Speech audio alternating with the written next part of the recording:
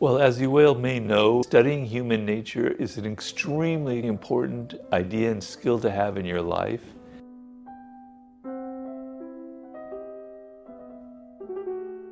And the following is a compilation, a kind of greatest hits of all the best moments in my many, many interviews in which I've dissected the various aspects of human nature. So enjoy. We all come from the same source. We all share the same nature. Our brains are wired pretty much the same. Yeah. There's actually very little difference between who we were now and who we were 10,000 years ago. So if we all come from the same source, we all have the same flaws and the same propensities. Mm-hmm.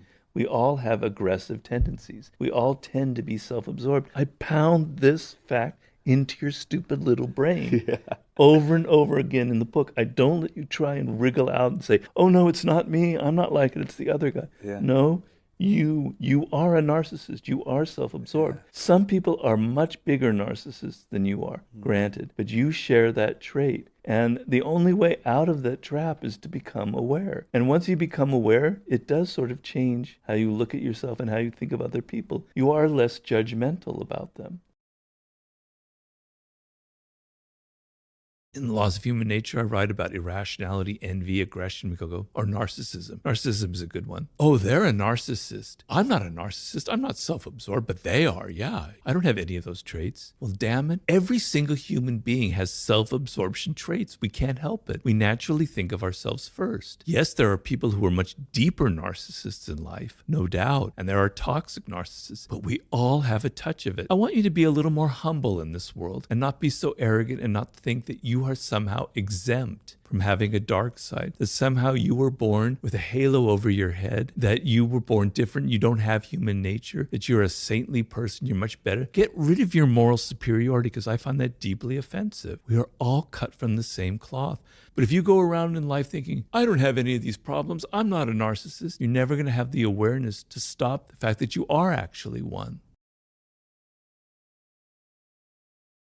Actions are a language that you're not paying attention to. When someone is continually late for an appointment or continually late in delivering work that they're supposed to deliver, that's a sign of passive aggression. That's a sign of some kind of character flaw. And if they do it once, they'll probably do it a second time. If they do it a second time, something's going on, right? If their desk is all messy, etc., these are signs of something going on internally. Pay attention to all of these details, and it will really help you in life.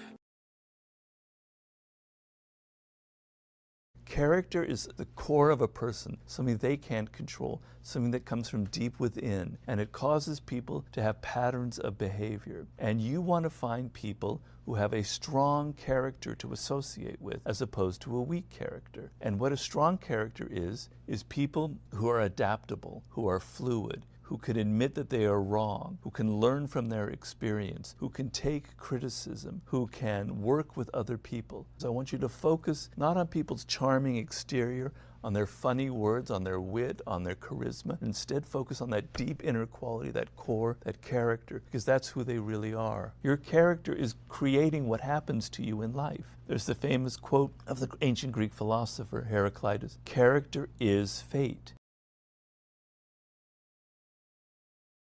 Nobody ever does anything once. So let's say you have a friend who does something kind of nasty to you. They talk behind your back. Then they'll say, oh, Robert, that was just, something came over. That isn't me. You know, I'm sorry about that. That just happened. Circumstances made me do that. And you'll be likely to believe them. But the fact is, if they've done that once, they've probably done it many times.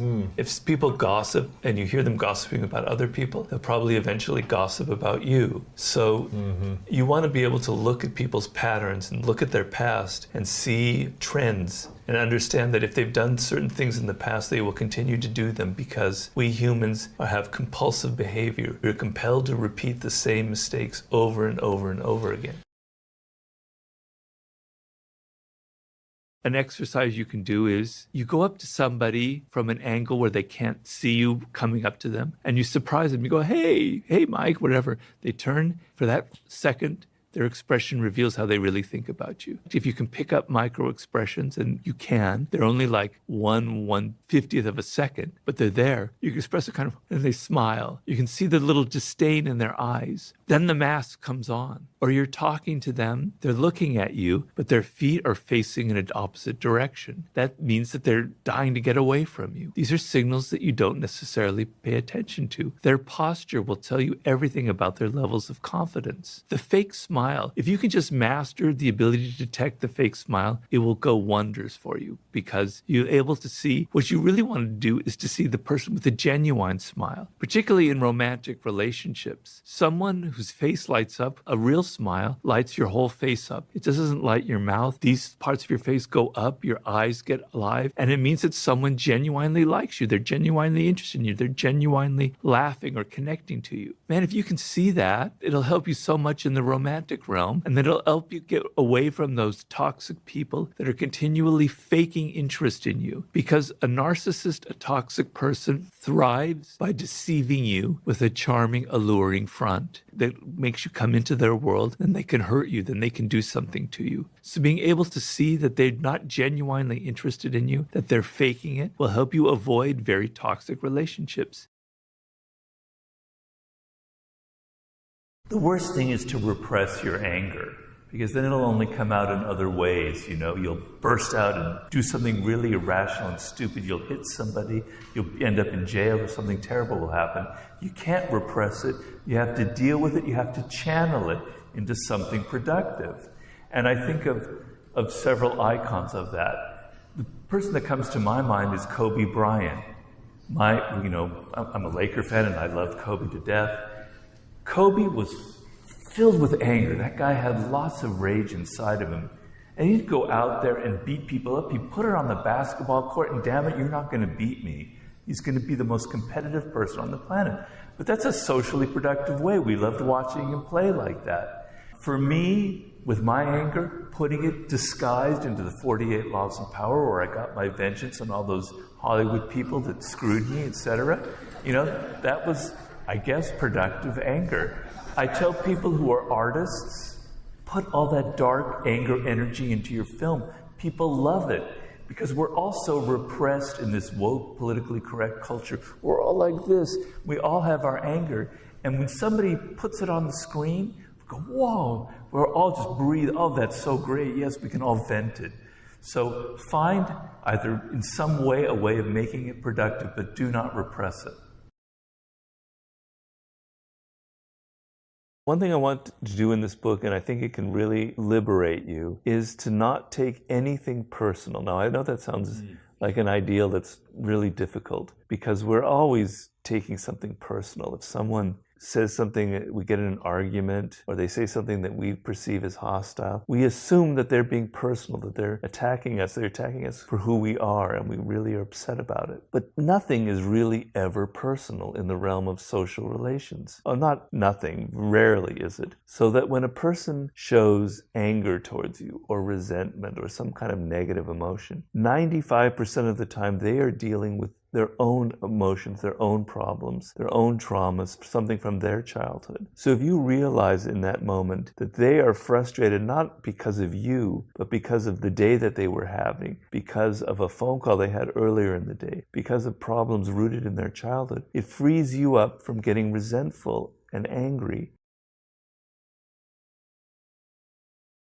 If you're angry about something, you don't act on your anger. You wait 24 hours, 48 hours before sending that email, before yelling at someone. If you're highly ambitious and you show too much of it, sometimes it's good to show ambition, but you need to show a certain amount, not too much to frighten people. Well, that's what these books are about. They're being self-aware that in a certain situation, you enter an office, 30 people, and you suddenly show that you want to be like the number one person. You're going to find your path really difficult in life. But if you show that you don't have any ambition, no one will respect you. So you have to hit that proper medium. Got it. And you learn how to do that. You learn by your mistakes, you learn by the people you've pissed off, that you've alienated, and you learn self-control. Your attitude is either opening or closing your mind, making you a conventional thinker or a youthful, creative maverick. Now, there are two sides to this power of altering your attitude. The first side demonstrates the power you have by altering your attitude will alter your behavior, making you less fearful, more open and creative. The other side is the social effect, the effect that you have on other people through your attitude. This creates what I call a self-fulfilling dynamic. And if you can understand this concept, it is like magic. It gives you the power to influence people in this world.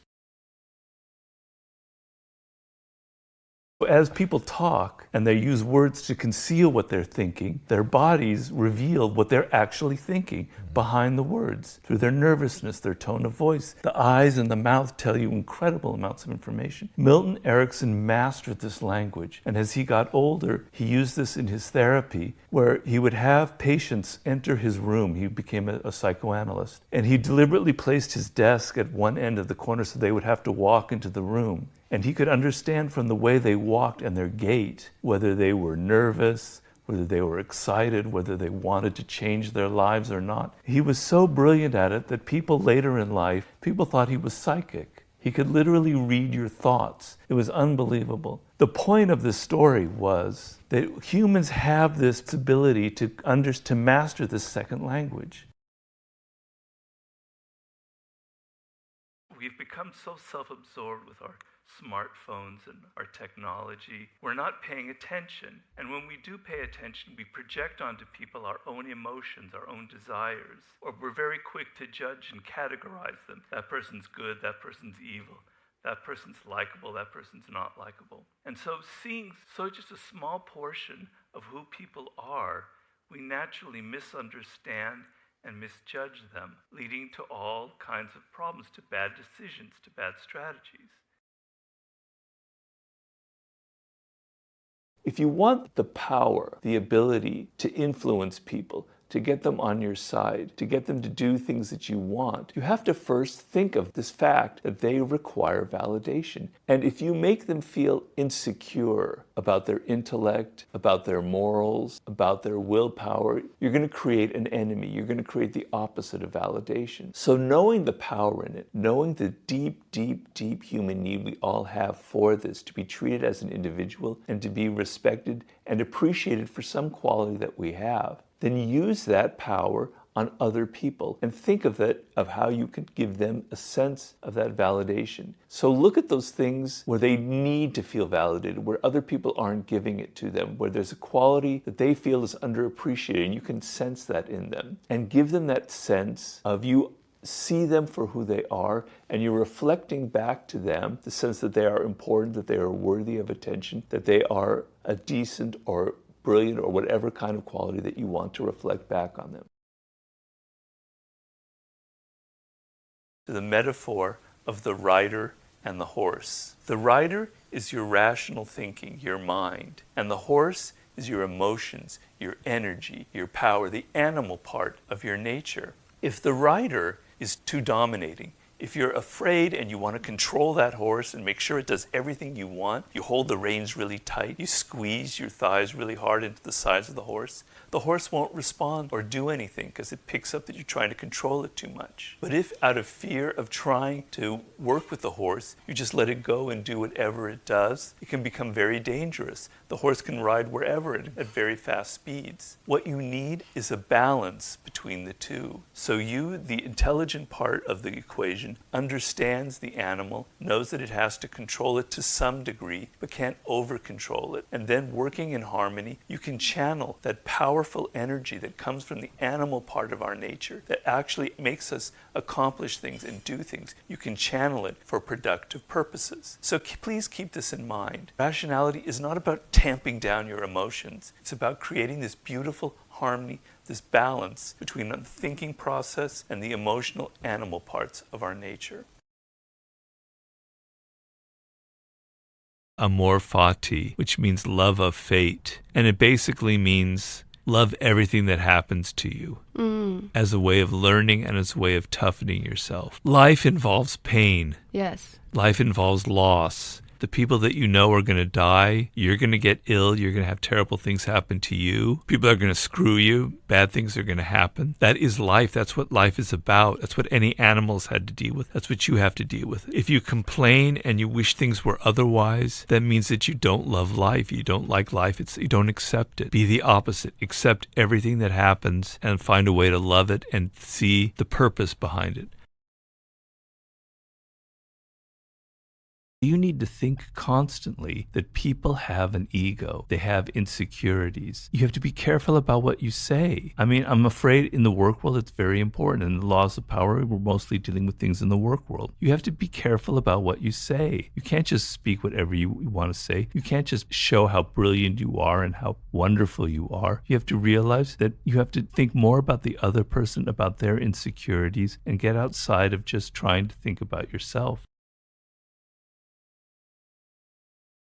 Enviers will reveal themselves through what we call micro-expressions. If you tell somebody suddenly, you suspect that they're an envier, and you tell them of some good news that's happened to you, for a split second, you will notice a slight frown on their face, a slight sign of unpleasantness, like they swallowed a lemon, and they'll disguise it with a smile. I swear if you're aware of it, you'll see it. On the other hand, if you tell them something bad happened, I didn't get that job, or I lost, the mortgage in my house, for a moment you'll detect a slight smile, a slight look of pleasure. It only lasts for half a second. There's a guy named Paul Ekman who writes about emotions, and he's coined the expression microexpressions. And he literally can show you photographs of what they look like. They're very fast because people can't help but feel a little bit of excitement when you tell them bad news, or feel a little bit of pain when you tell them something good about yourselves. Then they disguise it.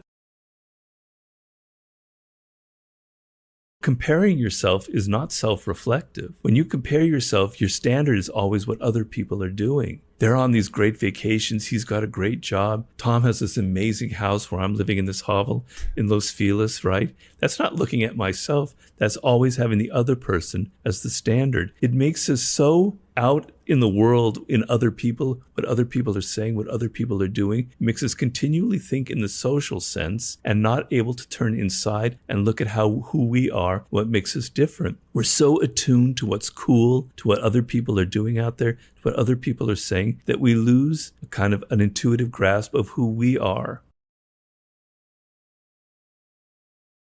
We are in deep, deep denial of the fact that we are mortal creatures. And I believe that with that denial comes a great deal of latent anxiety in your life. It makes you anxious and fearful for a lot of little smaller things in life, which is why somebody who's had a near-death experience gets rid of that anxiety and doesn't have that kind of avoidant mentality. So I want to open up, we tend to turn our back towards death, and I want you to turn around and face it square in the eye every single day. It's not a negative thing. It's an immensely beautiful thing. You're not paying attention. You're not really listening to people. You have these kind of simplified images of who they are. Yep. You kind of project onto them your own problems. You judge people as good or bad, friendly or unfriendly, and you have no insight or understanding of people. And the reason is that you're not really truly interested in other people. You're mostly interested in yourself and in your own ideas. And I want to change your perspective. I want to tell you, people are fascinating. People are weird. They're a lot weirder than you think they are. Even that guy who's just handing you your coffee in the morning every day, he's got issues. He's got traumas from his childhood. He's dealing with all sorts of stuff you can't even see. Yeah. If you could look into people's dreams, you would realize they're a lot weirder than you think. Yeah. People are fascinating.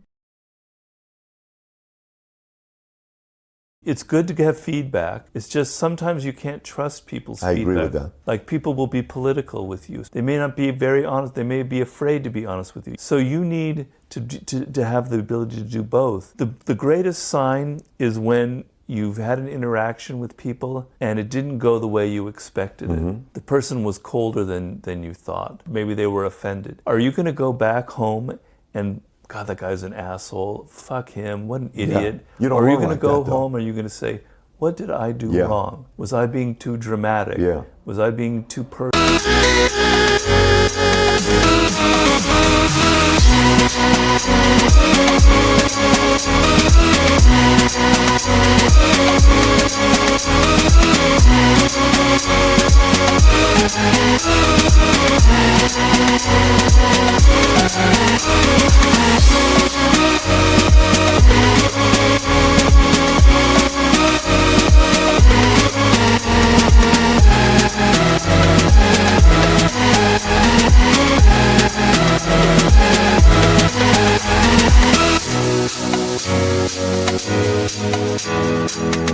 Personal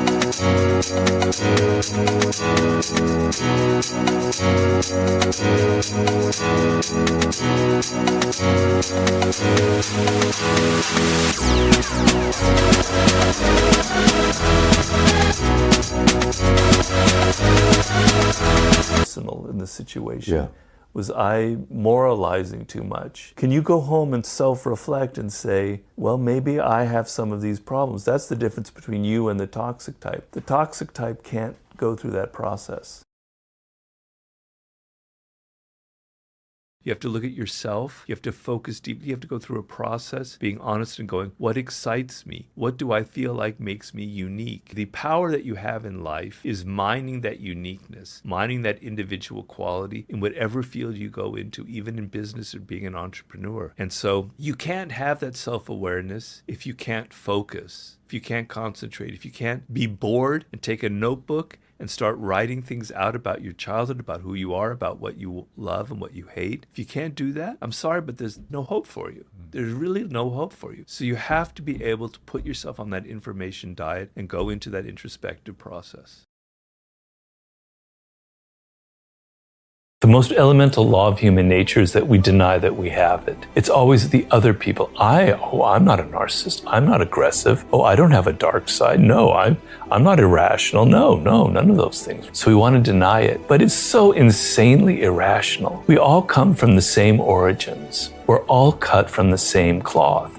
No matter our culture, no matter our gender, no matter our period in history, we all have the same genetic components. We all went through the same evolutionary process, the same brains wired in the same way. Some people are deep, what I call deep narcissists, no doubt, and they're toxic and they're difficult. But if some people have that, how is it that other people don't have any of it? That's not possible. There must be something within all of us that would make us all prone to becoming deep narcissists. But some people, it makes them fall into that deepness. Others, we're able to save ourselves.